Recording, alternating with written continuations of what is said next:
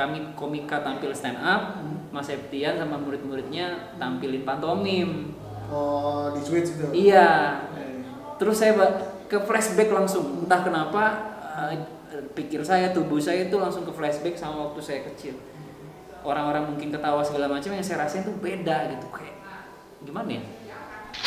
Anjir, ini nih yang gue lakuin dari kecil tuh ini. Ketika orang-orang dewasa ini bermain pantomim di atas panggung, ini yang gue lakuin waktu kecil.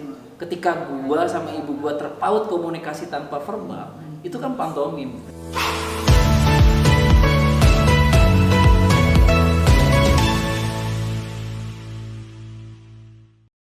Fokus Teater Bogor sekarang kita berada di tempat yang lagi hits. Tentunya juga dengan sosok yang lagi hits juga. Kita lihat. Ada siapa di sana? Bang Jay. Halo. Sehat deh. Sehat. Silakan, ayo. Masuk. Oke.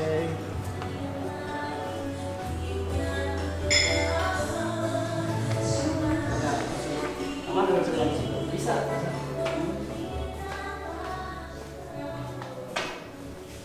Silakan. Oke, Fokus Teater Bogor sekarang berada di Cokir Slot yang dikelola juga sama orang yang lagi hits juga nih. Kita lihat nih, Bang Zay. Halo. Gimana nih saya nyapanya nih? Halo. Bang Zay. Siap. Terima Terima kasih sudah singgah di kedai Cokir Slot. Oke. Makasih juga kita udah disambut nih Bang Jay. Siap. Nah, soalnya gini Bang Jay, Iya. beberapa beberapa tahun inilah explore Instagram gue tuh selalu ada lu. Alhamdulillah tuh ya. Maksudnya jadi Fokus Teater Bogor juga banyak banget pertanyaan tipis aja lah tentang lu tuh siapa dan kenapa melakukan itu. Oke, gua jelasin. Bang Jay ini seorang pantomim atau gue sebut mimers atau gimana? Mimers bisa, pantomimer bisa, Aktor aktor pantomim bisa. Bang Jay juga selain mimers atau aktor pantomim, dia juga mengelola Cokir Slot ini ya? Iya. Sejak dari kapan tuh Bang Jay? Baru masuk sini Desember sih. Oh, jadi dari awal? Enggak, ini sebenarnya udah 1 tahun. Cuma karena kita mau mengubah misinya, mengubah fungsionalnya, jadi saya masuk ke sini. Mudah-mudahan sih ini bisa jadi tempat yang bisa mengakomodasi teman-teman seni kreatif. Bang Jay, pertanyaan yang udah gue pengen tanya dari dulu dah. Apa? Kenapa pilih pantomim? Kenapa ya? Saya juga bingung ya kalau ditanya kayak gitu ya. Makanya saya sempat bilang sama istri saya, kayaknya saya bukan milih pantomim deh, tapi saya dipilih kayaknya. Dipilih? Iya, kayaknya saya dipilih deh. Soalnya sebenarnya kalau perjalanan pantomim itu dari kecil tuh sebenarnya udah ada gitu. Cuma saya baru ngeh bahwa ini adalah bagian dari pantomim gitu ya. Akhirnya akhirnya saya menggeluti seni itu gitu. Di tahun 2012. 2012. Momentumnya apa tuh kalau boleh tahu tuh? Ini agak panjang nih ceritanya. Apa? Kita tayang 3 hari 3 malam namanya. Jadi sebenarnya saya tidak pernah cerita ke siapa-siapa sih sebenarnya soal kenapa akhirnya saya ada di pantomim. Kenapa saya bilang tidak memilih? Karena saya tidak ada pernah perhitungan gue milih yang mana ya. Saya nggak pernah ada perhitungan itu untuk pantomim ya. Karena berjalan sesuai dengan pencarian saya, akhirnya saya ketemu gitu. Jadi sebenarnya saya itu ada sedikit kelebihan lah saya bilang, bukan kelainan ya, kelebihan. Jadi waktu kecil itu saya agak terganggu di sensor motorik gitu, sehingga di usia saya 3 bulan saya belum bisa hidup seperti seusia saya.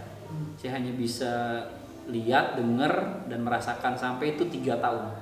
Di usia saya 3 tahun pun saya belum mampu untuk berjalan, belum mampu untuk duduk, belum mampu untuk menggerakkan motorik sesuai dengan rangsangan dari otak saya gitu. Kalau mulai dari 3 tahun itu saya ingat beberapa ada yang saya ingat ibu saya ngapain segala macam, saya ngerasain. Ketika orang tua saya ada konflik segala macam, saya ngerasain, tapi saya tidak bisa melakukan apa-apa gitu. Itu sampai singkat ceritanya adalah di usia yang tidak seharusnya saya baru bisa jalan. Umur berapa? Hampir mau 5 tahun. Saya baru bisa jalan yang yaitu cuma masih ditemenin sama ibu saya. Saya masih ingat waktu SD pun saya masih duduk sebangku dengan ibu saya. Gitu. Baru bisa berlari normal itu kalau lari kecil-kecil sih bisa, tapi berapa nggak nyampe semeter jatuh gitu. Itu baru bisa normal main bola dengan jatuh beberapa kali itu SMP kelas 2 saya masih ingat banget, baru memberanikan diri untuk main bola. Makanya di usia SMP itu teman saya ada anak-anak SD. Karena dari segi sosial saya juga ada keterlambatan. Iya, gitu. Karena saya udah lama dirumahkan lah gitu ibarat kata. Karena ada kelebihan itu. Hingga akhirnya ibu saya seorang penari. Terus ibu saya ngajarin sebelum 3 tahun pertama itu ibu saya ngajarin tentang bagaimana saya akhirnya bisa sembuh gitu. Bisa jalan di usia 5 tahun segala macam itu bukan karena pengobatan dokter, tapi ibu saya mengajarkan treatment sebagaimana dia sebagai seorang penari dengan syair-syair keagamaan melalui bahasa Minang gitu, karena saya orang Padang pada saat itu di Padang gitu. Tinggal ke Bogor itu saya tahun 98 itu SD kelas berapa saya lupa. SD lah. Itu baru mulai beradaptasi lagi, banyak yang tidak bisa menerima saya karena saya tidak bisa segala macamnya, hampir mau dimasukkan ke sekolah khusus juga gitu. Tapi ibu saya menolak gitu karena dia mengaku anaknya baik-baik saja. Sehingga singkat ceritanya 2012 saya mengenal pantomim. Apa tuh?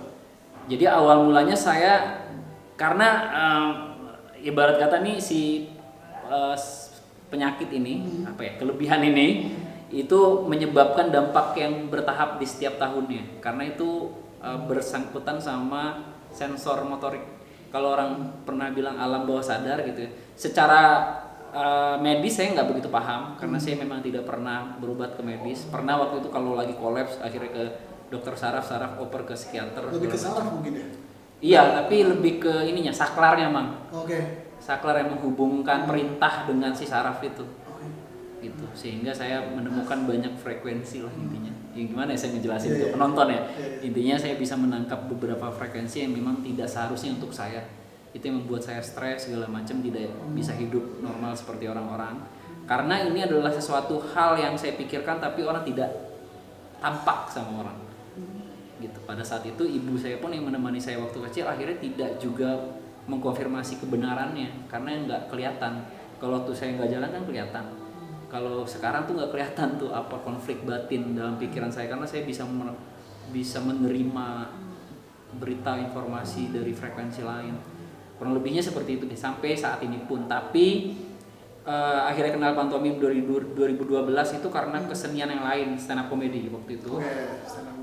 Saya sudah bergelut di sana dari 2012 awal, 2012 pertengahan Mas Septian, karena beliau juga adalah tokoh komedi Indonesia. Beliau diminta sama salah satu televisi untuk ikut stand up. Akhirnya beliau tertarik untuk belajar lebih dalam. Beliau memanggil beberapa komika untuk open mic di rumahnya. Termasuk adalah saya sendiri pada saat itu, karena dia menghubungkan satu komunitas yang kebetulan saya sering ada di sana. Akhirnya udah kita open mic di sana. Kami komika tampil stand up, Mas Septian sama murid-muridnya tampilin pantomim. Oh, di switch itu? Iya. Terus saya ke flashback langsung. Entah kenapa pikir saya, tubuh saya itu langsung ke flashback sama waktu saya kecil. Orang-orang mungkin ketawa segala macam, yang saya rasain tuh beda gitu. Kayak gimana ya? Kayak ini nih yang gua cari selama ini. Bagaimana gue bisa berkomunikasi dengan orang tentang sebuah sebuah peristiwa yang tidak bisa dirangkum dalam sebuah teks atau kemampuan verbal gua gitu. Kekuatan inilah yang gua punya nih dari kecil gitu. Karena gua sudah menjadikan diam itu komunikasi gua bertahun-tahun Bang. Paham maksud gue? Sedikit introvert atau enggak juga? Enggak, karena yang tadi karena kelebihan yang tadi gitu. Karena kelebihan yang tadi gua tidak bersosial dengan orang, gua juga tidak bisa karena kan saraf motorik segala macam itu kan menopang kemampuan verbal gua akhirnya. Nah pada saat itu di usia gue kemampuan verbal gue kacau. Akhirnya gue menemukan inilah treatment gue untuk menyembuhkan, untuk gue bisa sembuh sempurna lagi. Karena pada saat usia dewasa itu pun dari 2012 itu gue masih sering dapet bisikan. Bukan bisikan apa tapi kayak gue ada di dimensi lain aja gitu, kayak gue Walaupun misalnya dalam sadar di sini nih. Iya. Sekarang masih bisa merasakan itu? Di detik ini pun masih bisa. Masih bisa. Bukan masih bisa, masih ada gitu. Masih ada. Tapi gue sudah bisa mulai Mengatur itu kan? mengatur itu. Sebelum bisa mengatur itu Bang, sebelum gue ketemu pantomim itu kacau. Mohon maaf ya, tidak bermaksud mensugesti siapa-siapa, tapi sudah beberapa kali ingin mengakhiri. Bipolar bukan? Bukan. Ini masalahnya bukan kepada dalam, tapi Dimensi itulah ya? ya Oke. gitu. Oke. Hampir bisa dibilang hampir setiap hari gue deja vu, hampir detik ini. Itu juga gue alami deja vu. Yes, hampir setiap hari. Cuma mungkin Bang J ini dia apa ya, ingin mencoba menerjemahkan itu kenapa sih gua gitu. Iya. Nah, Gitu. kalau gua tidak mau, tapi deja vu. Kalau gua deja vu selalu diomongin J. Misalnya nih, gua ketemu, kita lagi mau syuting nih, gua omongin deja vu, udah beres gitu kalau gua. Cuma emang kadang kalau gua rasa sekali mah ya nggak apa-apa lah, tapi beberapa kali kayaknya ada yang aneh gitu. Tapi gua nggak menelusuri kayak lu aja gitu ya. Iya. Dan ketemulah, kita singkatnya ketemulah pantomim ya. Ketemulah pantomim. Jatuh cinta. Sebenarnya nggak jatuh cinta juga awalnya. Oke. Awalnya nggak jatuh cinta juga. Karena anjir ini nih yang gue lakuin dari kecil tuh ini. Ketika orang-orang dewasa ini bermain pantomim di atas panggung, ini yang gue lakuin waktu kecil. Ketika gue sama ibu gue terpaut komunikasi tanpa verbal, itu kan pantomim. Nah, gue tertarik lah. Akhirnya gue tarik garis lurusnya. Oh, mungkin ini yang bisa mengontrol diri gue. Ketika gue udah bisa mengontrol tubuh gue dengan treatment pantomim, harapan gue waktu itu ya, gue bisa mengontrol apa yang masuk Bang, sehingga itu bisa menjadi energi buat orang lain. Siapa tahu berita-berita itu dimasukkan ke dalam hidup gue, untuk kemudian gue bisa menggali itu menjadi informasi. Dan ternyata yang setelah gue kaji dan ngobrol sama orang, ternyata frekuensi yang masuk itu menjadi kekuatan saat gue muncul sebagai pantomim dengan aura ketubuhan gue. Kurang lebih gitu. Awal mulanya itu mulai terpopulerkan atau mulai orang sadari bahwa pantomim bisa menjadi alat komunikasi atau pertunjukan itu pada saat Marcio membuat perubahan tentang pantomim sebagai alat komunikasi juga mampu untuk bisa menjadi alat pengobatan dan juga pertunjukan.